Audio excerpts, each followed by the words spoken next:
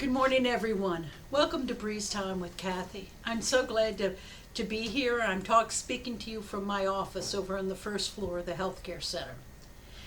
You know, there's an old story about a rabbi. And this man, he lives in his village. He goes to his village rabbi. And he said, "Oh, Rabbi, life is terrible. It's terrible, it's terrible, it's terrible." So the man says, and the rabbi says, "Well, tell me what's wrong."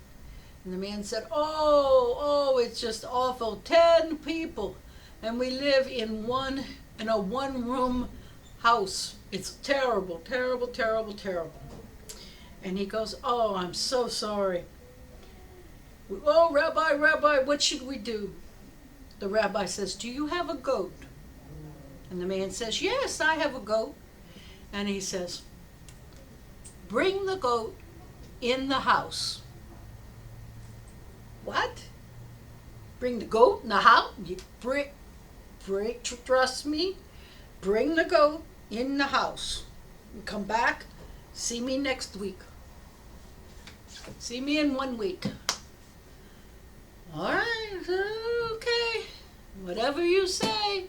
So the man goes home. He gets the goat out the yard. He brings the goat in the house.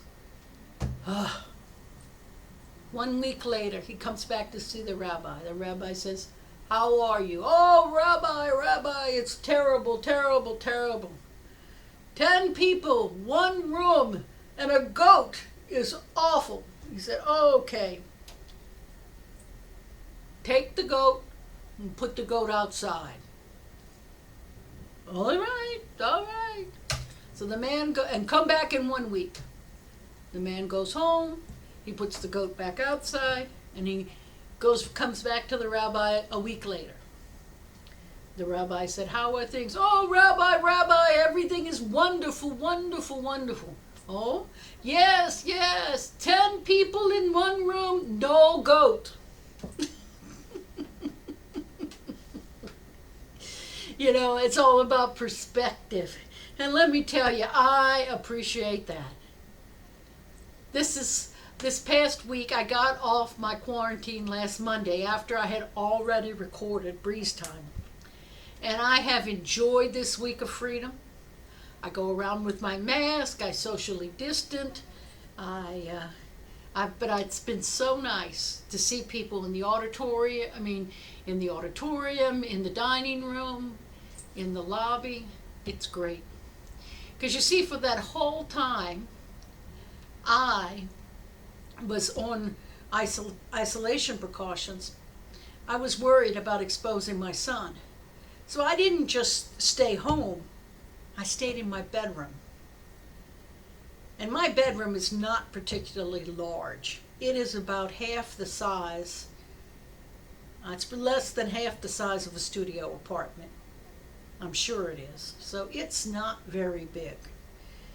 And I set my computer up in there. I had an office chair, and then I had my bed, and that was it. I had a little sofa too, but that's it. And I stayed there for 14 days. If I walked out of my room, I wore a mask, but I wouldn't be around Michael. I wouldn't eat around Michael. I didn't want to take off my mask just in case I got sick. I wanted to protect him. So, a year ago, if you would have told me that we would have the precautions in place that we have now, where we have to stay 6 feet apart, we have to wear a mask, we have to washing our hands is a good thing. We should have always been washing our hands frequently, but we do it even more now. And I would have been complaining, "I can't believe we have to do that." But this week, I was rejoicing because I was free to move around, and I only had to make sure I stayed 6 feet apart from people. I just had to be sure and wear a mask anytime I'm around people. I had to, to me, what would have seemed like horrible restrictions a year ago, if you'd have described them to me, seem like a piece, they seem like freedom today by comparison to being shut up in my room for 14 days. But that's all right. I was glad to do it because I wanted to be sure that I didn't spread, that if I happened to have gotten sick, I didn't want to risk anybody's life, particularly not people I love and care. Well, not anybody. I know I didn't want to risk any of you, and I certainly didn't want to take chances with my son. I didn't want to take chances with anyone. I just didn't go out at all. I stayed home. It got really old. The only time I went out was when I went and got in my car and drove through a drive-through testing site toward the end of my quarantine to make absolutely sure that I wasn't an asymptomatic carrier. Yeah, it's like that. I've been thinking about other times in my life, where I used to pastor down in Louisiana. I had two churches sort of in southwest Louisiana, just on the east side of Lake Charles, about an hour and a half from the Texas border or so. And that's exactly, and those two churches got slammed with Laura a few weeks ago, and now they've been slammed with hurricane. I think they called it Delta because they ran out of names. We've had so many hurricanes, and they've been hit twice. When I lived there, and when I was pastor there, I got hit by a little hurricane right after Hurricane Katrina hit New Orleans. About 3 weeks later, Hurricane Rita hit. My church hit over in the same area where Laura and Delta hit just this past month or so. I lost the roof on one of my churches, and I also had some damage to the house I was living in, my parsonage. But thank God everything was safe and all my people were safe. But there were it was a rural area, and there was a lot of downed trees. And because of that, we didn't have electricity for 8 days. 8 days in Louisiana heat. It was miserable. I'll never forget. It was such a habit. I kept flipping on light switches every time I walked in a room, and I hadn't had electricity for a week, and here I am still flipping on light switches just automatically. It was so hot, and it was awful. I had a little generator and could run the fan, and I could run the air conditioning, but I'll never forget how happy I was when I saw the tree cutting people. Because you see, in order to run the wires, first the tree cutters had to come through and clear the downed trees and clear the roadways. And they came through first, and then the power trucks could come through and restore the electricity. I'll never forget when it came on. Once again, I was so thankful. It seemed like I was in the lap of luxury just to have an air conditioner that works and lights that came on. It was wonderful. It's true. We don't appreciate what we have until we lose it. And at least in things like my freedom of getting around after COVID, after being on quarantine, worried about COVID, which I didn't have, thank goodness. And about hurricanes when I'm out of electricity and electricity comes back on, at least it can come back. But unfortunately, we've all had the experience of not appreciating something or doing something when we had the chance, and then it's too late. I have a dear friend all the way from high school. Her name's Christine Kognovich.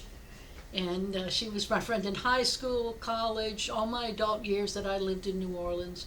And we kept up pretty well for the first 10 years or so after I graduated from seminary and moved away from New Orleans.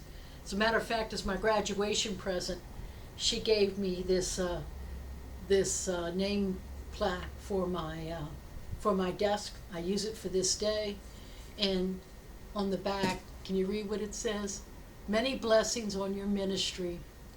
Love, Christine. Christine was a wonderful person. She really is. And we used to talk for hours. She was there when I was dealing with all my problems from my first divorce. She was there listening to my troubles off and on, trying to figure out what was wrong with Michael before I knew he had Asperger's. And I would listen to her troubles, and we would go out to have lunch, and she was a good friend. You know, my mom used to say that she could count on one hand the number of real close friends that she had in her lifetime. I said, well, Mom, you know so many people. You're friendly with so many people. Why do you think, how can you tell the difference? She said, well, she says there's a lot of people you get to know and you grow fond of because you work together, because you have things in common interests that bring you together, whatever. She said they live in the neighborhood, things like that. And you're friends with them and it's a genuine friendship. However, if something happens and you change jobs or they move away, you lose touch. She said, but then you have your real friends, your close friends. You may lose touch with your close friends for a while. She said, but when you see them again after 5 minutes, it's like you saw them yesterday. She said, that's what I call a close friend. And she was right. There are just a few relationships like that. But Christine and I were friends like that. It didn't matter how long we might not have heard from each other. And there were times in those years where, you know, she was busy with her career, I was busy with this and that, and we wouldn't talk as much and would only see each other occasionally. But then when we did, it was like 5 minutes was like I'd seen her yesterday. Well, for 10 years we kept up for the first 10 years I was out of seminary, we kept up pretty well. But the last 5 years have been hectic for me. And I have to admit that I had lost track of Christine and just hadn't called her in a good while. And, I remember, she was there for me, as I said, when Chuck died. My husband died, she was a good friend. And I tried to support her when she had a lumpectomy and got cancer treatment, radiation for breast cancer and everything. But I'm sad to say that for the last 5 years, I pretty much hadn't tried to get in touch with her. Just sort of drifted away. Well, I got to thinking about that a few months ago, probably about the time COVID happened, and I was at home a lot more, and I wanted to reach out to people who I hadn't heard from in a while, spoken to. And I called Christine's number. I didn't expect she'd move because she'd bought her parents' house after her mother had died. And she lived there. And it would be unusual for her to move. So I was surprised when her phone was disconnected. And I was trying to think of who I could call, who I could get in touch with who would know about Christine. Couldn't think of anybody. And then I said, well, I'm sitting here at the computer. I'll just Google her name. After all, Cognivich, Cognivich, is not that common a name. It's a Yugoslavian name. Her ancestors had come from Yugoslavia, and they were oyster fishermen, I believe, in Louisiana when they first got here.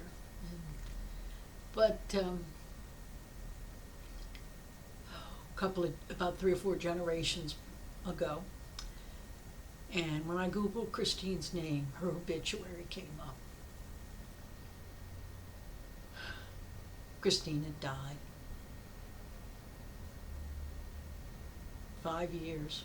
I didn't know her brother well. He's the only one who was still alive. But I couldn't remember his name. There weren't any contacts. I guess his name was listed in the obituary, but I don't know that I'd ever spent any time talking to him. I tried to think of who I could call. And then I saw a statement that said, in lieu of flowers, please make donations to fight breast cancer.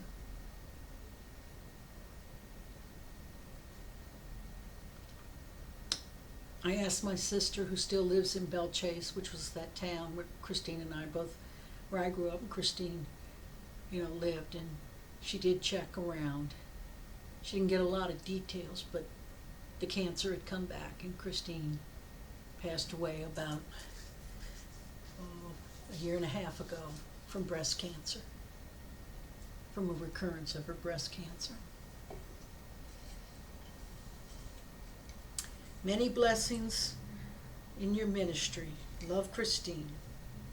The way she did it, this is the side that faces you, and this is the side that faces me on my desk.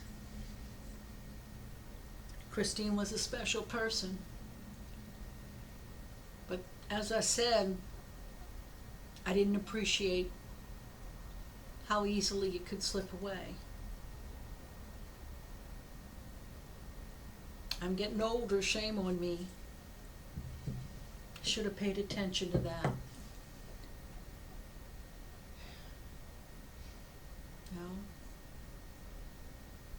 Yeah. I valued her while she was alive, but not quite as much as I wish I had. And now, at least on this life, it's too late. Fortunately, I believe in the next life.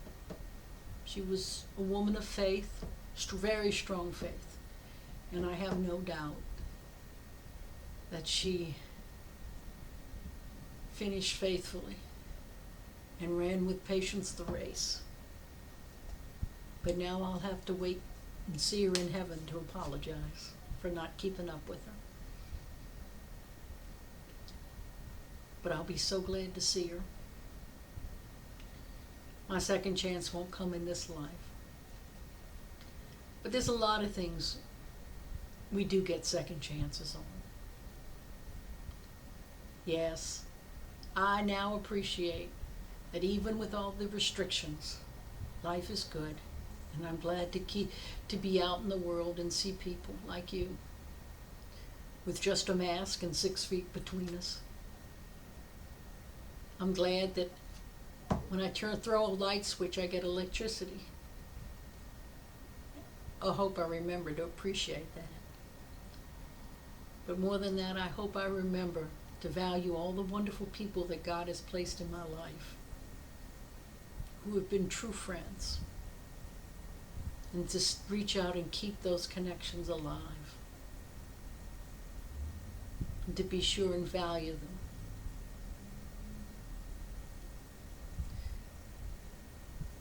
So that I won't let the opportunities slip away to tell them how much I care. Until next time, God bless.